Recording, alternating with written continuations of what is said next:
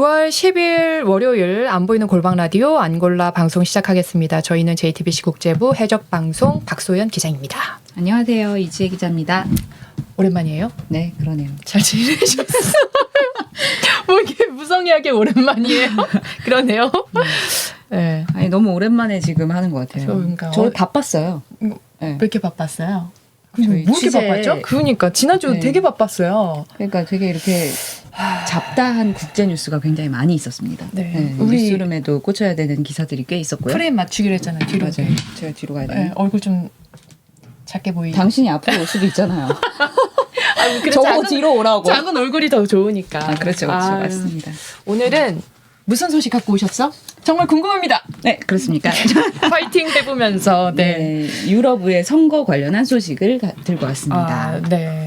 이게 유럽의 선거 관련해서 오늘 국제 뉴스를 다 도배를 한 것 같아요. 맞아요. 관련해서 조금 더 쉽게 전달해드리고자 저희가 열심히 공부했습니다. 네, 진짜 어려웠습니다. 네. 일단 유럽의 선거부터 뭔지부터 좀 짚고 넘어가는 게 더 중요할 것 같아요. 네. 유럽의 선거는 모두 그 27개국이 유권자 3억 7천만 명이 모두 직접 한 표씩 행사하는 선거입니다. 이제 엄청난 규모죠. 3억 7천만 명.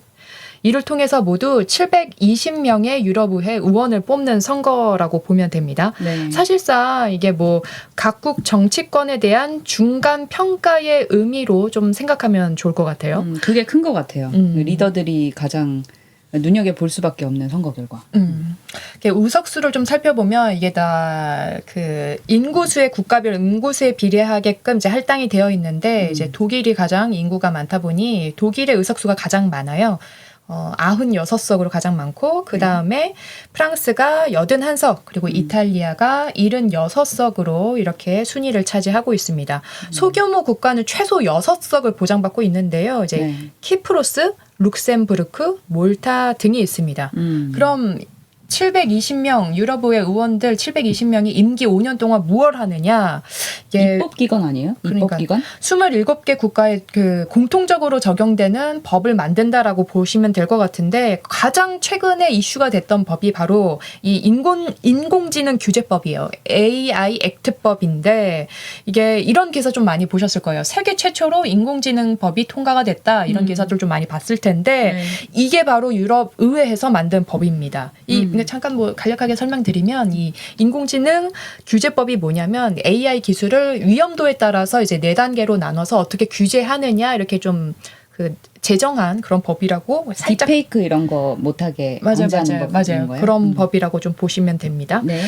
유럽 의회는 또 20개의 상임위원회가 구성되어 있고요. 7개 정치 그룹이 있습니다. 이 정치 그룹은 뭐냐면 우리나라로 따지면 교섭단체라고 좀 보시면 될 것 같아요. 네. 그 각 나라별로 정당이 있을 거잖아요. 그런데 네. 좀 비슷한 성향의 정당들이 좀 모여서 교섭단체를 구성을 한다. 이렇게 생각하시면 될 것 같습니다. 네. 오늘 뭐 나왔던 발언 중에 가장 센세이셔널한 발언이었던 것 같은데 어떤 발언? 아름다운 밤이었어요. 맞아요. 그 저는 이게 누가 말을 했냐면 조르자 멜로니 이탈리아 총리가 말한 발언인데 바로 이제 이 가운데 있으신 분이 말을 한 건데 네. 이 아름다운 밤이라는 게 전 세계적인 그러한 문구인가 봐요. 그러니까. 네. 저는 개그맨들이 많이 써서 우리나라에서 만들어진 개그 그런 말인 줄 알았는데 그게 아니더라고요. 네. 아무튼 그렇습니다. 이게 왜 이런 발언이 왜 나왔냐? 유럽의회가 현지 시간 오늘 자정에 이제 각국 출구조사와 여론조사를 이제 바탕으로 잠정 예측 결과를 발표를 했습니다. 네. 그런데 이 결과를 보고서 이러한 발언이 나왔는데요. 이제 다음 페이지 한번 보시죠. 이 표를 좀 캡처를 해서 왔는데 약간 숫자가 다를 수도 있지만 전반적인 포션을 보시면 될 것 같아요. 네. 일단 중도 우파 성향의 유럽 국민당 우리로 보시면 이제 파란색 EPP가 191석을 얻어서 제1당을 지켰습니다. 이건 아마 그 표를 개표하는 거를 좀 반영을 해서 시시각각으로 변하는 그거였던 것 같아요. 네. 다음으로는 중도 좌파 성향의 사회민주진보동맹당이 135석 SND 주황색으로 보시면 됩니다. 네. 이 SND가 두 번째 제2당을 지킬 것으로 보입니다. 이게 지난번이랑 제1당, 제2당은 같습니다. 그런데 무엇보다 이번 선거에서 가장 눈에 띄는 게 바로 앞서서도 말씀했지만 극우 성향의 정당의 약진입니다. 네. 특히 의석수가 많은 독일이랑 프랑스, 이탈리아가 이탈리아에서 돌풍을 일으켰는데요. 이제 앞서 말씀하셨던 것처럼 조르자 멜로니 이탈리아 총리가 정말 아름다운 밤입니다. 이렇게 또 명언을 남겼습니다. 그러니까 BBC가 좀 전에 들어오기 직전에 보도한 내용을 봤더니 그러니까 예상은 다들 극우 정당이 이제 휩쓸 거다 이렇게 예상들을 했는데 결과적으로는 아까 방금 전에 박 기자 말한 대로 약진을 한 그 정도의 의미 부여를 할 수 있을 것 같아요. 이제 중도 우파들이 지배력을 높였다. 근데 다만 이제 프랑스에서 굉장히 센세이셔널한 결과가 나왔는데 이게 뭐냐면 그 RN이라고 하는 그런 극우 정당이 극우 정당인데 이 정당이 여당의 2배에 달하는 그 득표율을 얻게 되면서 이제 유럽 극우 세력 가운데 가장 큰 성과를 냈다. 뭐 이런 의미를 부여할 수 있겠더라고요. 그래서 또 보니까 유럽의회 선거 전체적으로 그러면 어떤 결과가 나왔느냐 이렇게 한번 종합을 해드리면 방금 말한 대로 프랑스, 이탈리아, 오스트리아 이쪽에서는 극우 정당이 가장 많은 의석을 확보하면서 1위를 기록했고 독일과 네덜란드에서는 극우 정당이 2위에 올랐대요. 특히 그 독일의 경우에는 독일을 위한 대안이라는 AFD라는 당이 있는데 이 당이 정당입니다. 그렇죠. 이 당이 올랐다고 합니다. 근데 이 당이 특히 나치를 지지한다는 의혹에 휩싸인 당이래요. 그래서 아니 이게 대체 말이 되느냐 그런 막 비판이 뭐 나오고 있고 이 부분을 좀 뒤에서 다시 한번 짚어드리도록 하겠습니다. 네네. 현 총리가 소속된 그 집권당이 3위를 기록하면서 굉장한 정치적 타격을 입었다는 그런 결과가 있더라고요. 네. 그렇습니다. 그러면 가장 먼저 우선 이제 굴욕의 밤. 네. 누군가는 아름다운 밤이라고 칭했지만 누군가에게는 굴욕의 밤을 맞이한 이 에마뉘엘 마크롱 프랑스 대통령 얘기부터 해보도록 하겠습니다. 네, 얼마나 심란하면 눈을 감았겠어요. 마크롱 대통령이 이 출구조사 결과가 공개된 지 1시간 만에 의회 해산을 이제 눈을 감고 선포를 했습니다. 이제 조기 총선을 결정을 한 건데요. 네. 프랑스 대통령은 의회를 해산할 권한을 갖고 있는데 무려 이게 27년 만에 이제 땅땅땅 한 거라고 합니다. 네, 프랑스에선 대통령이 의회를 해산할 수 있는 그 권한이 있다고 해요. 이게 대통령의 고유 권한인데 자신의 정책에 대한 국민의 신임을 확인하고자 할 때 이제 행사할 수 있고 그리고 또 의회와 정부 간에 심각한 정치적인 교착 상태에 빠져 있을 때 행사를 할 수 있다고 합니다. 지금 전자겠죠. 근데 이제 역대에 그러면은 프랑스에서 대통령이 이렇게 의회를 해산한 적이 있느냐? 뭐 저는 궁금해서 좀 봤더니 1997년에 자크 시라크 대통령이 했었고 그 이전에도 프랑스와 미테랑 대통령, 뭐 샤를 드골 이런 대통령들도 했었다고 합니다. 다른 나라에서도 이게 의회 해산을 대통령이 해요? 이게 뭐 총리라면 좀 이해를 하겠는데 그러니까 네. 정당의 대표가 이제 정부 수반이 되는 경우는 좀 이해를 하겠는데 대통령이 의회를 해산한다? 이게 다른 나라도 좀 가능한 건가요? 네, 네. 찾아보니까 뭐 호주, 뭐 튀르키예, 뭐 되게 다양한 나라들이 할 수 있는 권한들이 있더라고요. 보니까 이원 집정부제, 대통령제를 하고 있는 나라들이 일단 할 수가 있고 우리나라도 원칙적으로 가능은 했었대요. 그래서 정확히 말하면 가능했었던 거고 지금은 현재 되지 않습니다. 이제 1961년, 72년, 80년 이렇게 세 차례 있었는데 이게 다 군부 독재 체제, 그렇죠. 뭐 그런 쿠데타 이런 상황에 의해서 이제 해산이 됐었던 거고 1987년도에 9차 개헌을 할 때 그때 이제 행정부의 의회 해산권 명시 조항이 삭제됐기 때문에 현재는 의회 해산을 할 수가 없어요. 근데 제가 이걸 왜 찾아봤었냐면 아니 본인이 이제 정치적으로 코너에 몰리니까 국민들한테 이제 한번 선택을 받겠다 그러면서 마크롱 대통령이 의회를 해산한 거잖아요. 그러면 우리나라도 지금 대통령 거부권 행사 많이 하고 뭔가 의회랑 대치하는 일이 굉장히 많은데 그러면 의회를 해산할 수 있는 거 아니야? 라는 저의 궁금증에서 출발해서 찾아본 거거든요. 결국은 못한다. 결국은 못한다는 겁니다. 네, 지금은 개헌을 하지 않는 이상 못한다가 결론입니다. 알겠습니다. 네. 뭐 여튼 다시 이제 프랑스로 넘어가서 네. 마크롱이 왜 이러한 그 의회 해산이라는 초강수를 뒀느냐 바로 이제 앞서 좀 설명을 했다시피 그 극우 성향의 국민연합이 자국 내 득표에서 1위를 기록했기 때문입니다. 무려 32%. 그러니까 마크롱 대통령이 몸담고 있는 중도 성향의 르네상스는 14.5%를 얻었는데 이보다 2배나 더 많은 수치를 얻었기 때문이죠. 이게 수치는 조금씩 다를 수 있습니다. 왜냐하면 출구조사 결과가지고 기사마다 조금씩 다르더라고요. 맞아요. 여튼 이거는 좀 참고해 주시고 여튼 몽 담고 있는? 아 그래요? 몸 담고 있는 네. 여튼 그렇습니다. 이제 외신들은 이 마크롱 대통령의 의회 해산에 대해서 어떻게 표현을 했냐면 갬블이다. 도박이다 이렇게 평가를 했는데 이 마크롱 대통령이 의회를 해산하면서 했던 말이 조금 흥미롭더라고요. 네. 뭐라고 했죠? 극우 정당의 약진이 유럽 대륙에서 전역에서 다 보이고 있다. 이는 프랑스뿐만 아니라 유럽 그리고 유럽과 세계 내의 프랑스 입지에 대한 위험이다. 여러분의 걱정 무시 못하겠다. 그리고 나도 오늘 결과를 아무 일도 없었던 것처럼 넘길 수 없다. 그러니까 나 못 본 척 못하겠다. 이러면서 의회 해산을 이제 선포를 한 거죠. 국민들로부터 다시 이제 투표를 진행을 해서 다시 신임을 얻겠다는 의지인데 무엇보다 이런 계산이 좀 깔려 있더라고요. 이게 그러니까 총선을 다시 치른다는 게 하원 의원을 다시 뽑는다는 뜻인데 이 프랑스의 그 총선을 어떻게 치르는지 좀 봤더니 과반을 얻지 못하면 그 결선 투표를 치르는 방식이더라고요. 그렇다 보니까 이 극우 후보들이 과연 50% 절반을 차지해서 원내에 들어올 수 있겠느냐 못한다. 프랑스 내에서는. 그러니까 이제 해볼만 하다고 하고서는 이제 의회 해산하고 다시 한번 국민들로부터 신임 없겠다. 이렇게 도박을 하게 된 거죠. 그러니까 일종의 정치적 승부수를 던진 거나 다름없는 건데 마크롱 대통령이 이런 발언을 계속 이제 제가 온 지 지금 몇 달 안 되긴 했지만 마크롱 대통령 관련한 뉴스를 보다 보면은 계속 그런 비슷한 뉘앙스를 풍기는 것 같아요. 지금 프랑스의 입지, 지금 프랑스가 주도적인 역할을 해야 된다. 막 이런 차원에서 본인이 주도적으로 뭔가 승부수를 던지고 뭔가 역할을 하려는 듯한 그런 발언을 계속해서 이어가는 거고 지금 또 인상적이었다는 박 기자 얘기처럼 그 다 연장해서 좀 맞아요. 해석할 수 있는 것 같아요. 본인이 이제 뭔가 역할을 하고 있다. 프랑스가 뭔가 이제 유럽에서 이런 극우 정당들이 득세하고 있는 가운데서 뭔가 역할을 하겠다. 약간 이거 아니에요? 그렇습니다. 이거 관련해서 또 여쭤보셨죠. 그 전에 그 말씀할 그거 하나 좀 발언부터 보고 가실게요. 이에 그 마크롱 대통령의 발언에 대해서 바로 이제 국민연합 총재인 마린 르펜이 이제 바로 답변을 해줬습니다. 네. 이분이 이제 바로 가장 좌측에 있는 분, 이제 어깨에 손을 얹고 손을 얹히고 있는 분이 마린 르펜인데 대통령 결정에 경의를 표한다.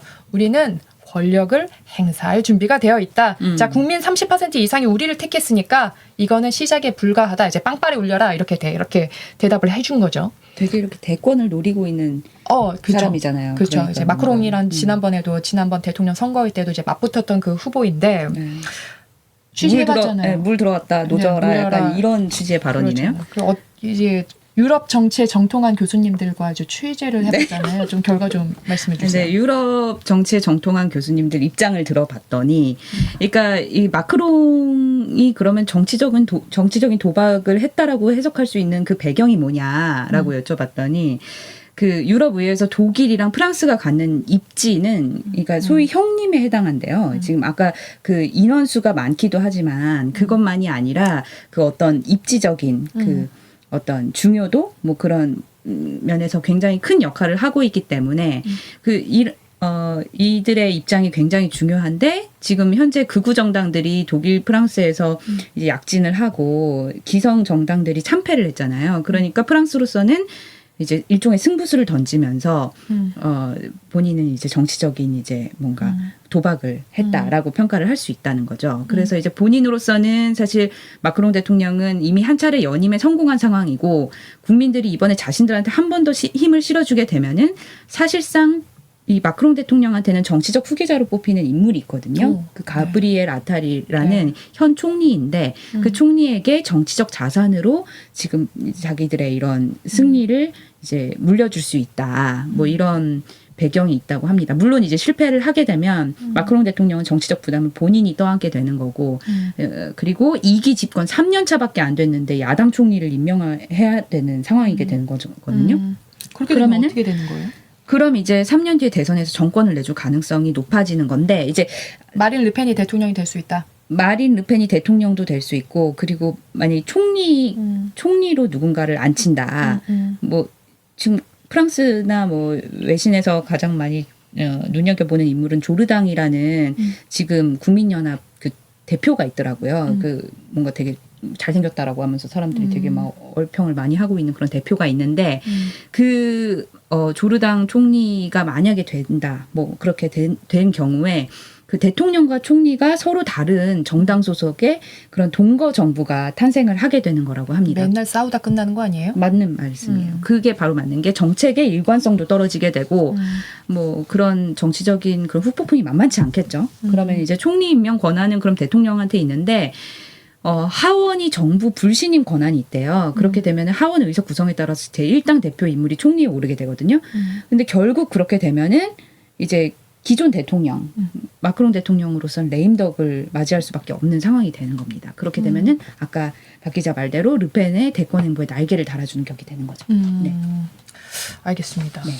그리고 또 네, 그래서 이제 르펜 얘기를 좀 더 말씀드리자면 이제 마크롱은 대선에서 58%를 지난번에 차지했었고 르펜은 17%포인트 차로 이제 졌거든요. 그렇게 됐는데 이제 최근의 상황이 르펜한테는 굉장히 유리한 상황이 되고 있대요. 뭐 우크라이나 전쟁이 장기화되고 있고 그 대통령 집권으로 연금 개혁도 됐고 친환경 규제를 왜 이렇게 많이 하냐라는 비판도 만만치 않고 그러면서 마크롱 대통령의 지지율이 현재 30%밖에 되지 않는다고 합니다. 근데 이런 가운데 르펜은 유럽연합이나 뭐 북대서양조약기구 탈퇴하겠다. 강한 프랑스를 하겠다. 뭐 이런 식으로 막 하니까 인기를 얻고 있는 삼명성을 강조하면서 그렇죠. 이제 표를 얻고 있는 분위기다. 네. 알겠습니다. 그리고 이번에는 이제 이탈리아로 넘어가 보겠습니다. 이번 유럽의 선거에서 가장 최대 승자라고 꼽히는 분이 바로 이분입니다. 네. 여자 무솔리니라는 별명을 얻고 있는 조르자 멜로니 이탈리아 총리인데요. 이분이 바로 이탈리아에서도 네오 파시스트 당이란 비판을 받고 있는 이탈리아 형제들의 제1당 대표이죠. 당대표이죠. 이 이탈리아 형제들이 그 유럽의 선거에서도 가장 많은 표를 얻었습니다. 네. 그래서 이번 선거에서 최대 승자라고 꼽히고 있는데요. 왜 여자 무솔리니라는 별명을 얻게 되었냐? 정치 시작을 파시즘 창시자 무솔리니를 추종하는 정당에서 시작을 했대요. 파시즘이요? 그러면서 이제 뭐 반이민, 반동성애, 반유럽 통합 등 뚜렷한 극우 성향을 이제 나타내면서 이제 극우 정당으로서 이제 활동을 한 건데 네. 2022년 10월에 이탈리아 사상 첫 여성 총리가 됐거든요. 네. 그때부터 약간 온건 실용주의 노선으로 조금 그 선을 좀 갈아타면서 그러한 조금 중도적으로 그러니까 너무 이제 극우였다라는 비판을 조금 좀 피하고 있습니다. 그러다 네. 보니까 유럽 의회 안에서도 극우파 그리고 중도파 모두로부터 이제 구애를 받고 있는 상황이라고 합니다. 그래서 이제 멜로니 총리가 이제 그 이탈리아 형제들이 이번 선거에서 가장 많은 의석수를 차지했잖아요. 그러니까 이제 조르지아 멜로니가 누구와 손을 잡느냐에 따라서 앞서 말씀드린 그 정치 세력을 새로 구성할 수도 있게 되는 거예요. 지금 현재 누가 이 멜로니 총리에게 구애를 하고 있느냐? 이제 앞서 말씀드린 이제 프랑스의 그 국민연합의 그 총리 이름 뭐였죠? 그 마린 르페 총리가 이제 나랑 같이 손잡으면 우리 유럽 연합에서 제2당을 만들 수 있어. 두 번째로 큰 당을 만들 수 있어. 이렇게 또 손을 내밀고 있고요. 또한 지금 EU 집행위원장. 네, EU 집행위원장 이분 이름 좀 어렵더라고요. 우르줄라 폰데어 라이엔. 이분이 그 소속되어 있는 그 EPP죠. 네. 유럽 국민당 그쪽에서도 이제 손을 내밀고 있는 거예요. 우리 정당 크잖아. 그러니까 같이 와서 함께 해보자. 그리고 너 지금 극우 성향이라고 오해받고 있지, 인식되고 있지. 그런데 우리는 중도 우파야. 우리한테 들어오면 너 유럽 연합에서 이탈리아에서도 영향력 더 공고히 할 수 있을 뿐만 아니라 유럽 연합에서도 너의 이름 좀 더 광범위하게 떨칠 수 있어. 이렇게 자 유혹하고 있는 겁니다. 러브콜을 보내고 있는 상황인데요. 자, 파이낸셜 타임스가 어떻게 좀 보고 있죠? 네, 그 외신들은? 파이낸셜 타임즈 찾아봤더니 앞으로 이 조르자 멜로니 총리가 어떻게 대답하느냐에 따라서 유럽 미래가 달라질 수 있다. 그래서 르펜과 멜로니 두 지도자가 이번 선거의 최대 승자가 될 거다 이렇게 전망을 했더라고요. 그래서 지금 결과적으로는 이 폰데어라이엔 집행위원장, 멜로니 총리 이렇게 둘이 손을 잡으면 폰데어라이엔은 연임이 가능해지는 거죠. 그리고 멜로니 총리로서는 제1당인 아까 말씀하신 유럽 국민당 그 EPP랑 손을 잡게 되는 거니까 EU 안에서 훨씬 더 그 입지가 더 강화되는 거겠죠. 네, 그래서 가장 승자가 지금 이 조르자 멜로니 총리 아니겠느냐, 이번 유럽 의회 선거의 결과가. 뭐 이런 분석이 나오고 있습니다. 뭐 이런 분석 보면은 이 조르지아 멜로니 총리가 그 프랑스 마린 르펜과 손을 잡기보다는 EPP 연합 그쪽 그 중도 우파 진영으로 좀 포섭될 가능성이 좀 높아 보이는 상황인 것 같긴 하네요. 그리고 마지막으로 이제 독일로 가보겠습니다. 네. 아까 전에 이제 말씀드렸다시피 문제의 정당이 있습니다. 유럽 의회에서 극우 정당으로부터도 외면받는 당이 바로 이 독일 대한당인데요. 네. 이제 독일이 의석수가 가장 많잖아요. 거기에서도 이제 독일 내에서 2위를 차지했습니다. 그러면서 최소 16석을 차지하는 그 기사회생을 한 그런 모습을 보이고 있는데요. 네. 왜 극우 정당으로부터 외면을 받았냐, 이제 처음에 조금 설명을 드렸는데 유럽의회 선거 직전 좀 일이 터졌더라고요. 이 독일 대한당 소속 의원이 친위대 제복을 입었다고 해서 무조건 범죄자라고 말하진 않겠다라면서 이제 나치 친위대 두둔 발언을 해서 좀 파장이 일었는데 이때도 프랑스 마린 르펜이 한마디 했습니다. 관리 불가능한 정당과는 깨끗이 결별하자. 야, 넌 안 되겠다. 아무리 그래도 그러니까 손 털자, 나가라 해서 쫓겨납니다. 그래서 정치그룹 아이디에서 쫓겨나서 지금 무소속으로 이제 활동을 하고 있는데 그럼에도 불구하고 16석을 차지하면서 기상을 회생을 한 건데 네. 뭐 어디 또 이제 소속이 돼서 저 정치그룹을 꾸릴지도 좀 눈여겨볼 만한 그런 겁니다. 그렇군요. 네. 진짜 뭐 프랑스, 이탈리아, 독일 다 이렇게 극우 정당 대표들이 지금 다 여성이라는 점도 참 흥미로운 부분이네요. 그렇습니다. 이 극우 정당의 약진 배경을 한번 마지막으로 좀 짚고 넘어가 보면 네. 일단은 이제 중도 성향의 유럽의 1, 2당이 이제 바뀌진 않았잖아요. 지난번과 마찬가지로 중도 우파, 중도 좌파가 1, 2당을 차지하면서 뭐 바뀌지 않았으니까 급격한 정책 변화는 없을 것으로 보이는데요. 그럼에도 불구하고 극우 정당들이 이제 약진을 보이면서 네. 일부 혼선이 불가피할 것이라는 이제 분석이 나오고 있습니다. 가장 먼저 이제 프랑스가 이제 해산했잖아요. 그렇죠. 이것도 이제 파장이 있었던 거고. 그렇다면 왜 이렇게 극우 정당들이 유럽 내에서 약진을 펼쳤냐 봤더니 치솟는 물가 거기도 마찬가지입니다. 그리고 이제 당장 먹고 살기 어려운데 내 밥상 문제 해결해주지 않고 무슨 뭐 친환경 정책이다, 무슨 불법 이민 지원 등 뭐 이런 거 하겠냐, 이런 거에 대한 불만을 이제 토로하면서 선명성을 내세운 이제 극우 정당들을 뽑기 시작했다, 이렇게 좀 분석을 하고 있더라고요. 네. 그렇게 이렇게 불확실성이 커지면서 지금 이제 파장은 지금 어떤지 살펴봤더니 유로화는 벌써 약세가 됐고 유럽 주요 증시는 하락세로 돌아선 것 같더라고요. 이제 로이터 통신을 봤더니 유로화 가치는 그 유럽 외환 시장에서 달러 대비 1.0764달러, 그래서 전 거래일보다 0.5% 하락했다고 합니다. 그래서 지난달 초 이래로 한 달 만에 가장 낮은 수준. 굉장히 유럽 정치 상황이 굉장히 불안정하다라는 판단을 해서 이런 결과가 나온 것 같고요. 유럽 증시도 대거 하락세로 거래가 출발했다고 합니다. 네. 여튼 유럽의 선거가 이렇게 극우 정당들이 약진을 하면서 여러 파장을 좀 낳고 있는 것 같습니다. 이런 와중에 이제 극우 정당을 이끄는 당 대표들이 이제 여성이었다는 점도 좀 짚어볼 만한 포인트였던 것 같습니다. 이제 뭐 정치권에서 그 여성의 역할들이 굉장히 커지고 있는 건 맞는 것 같아요. 오늘도 방송 봐주셔서 감사합니다. 감사합니다.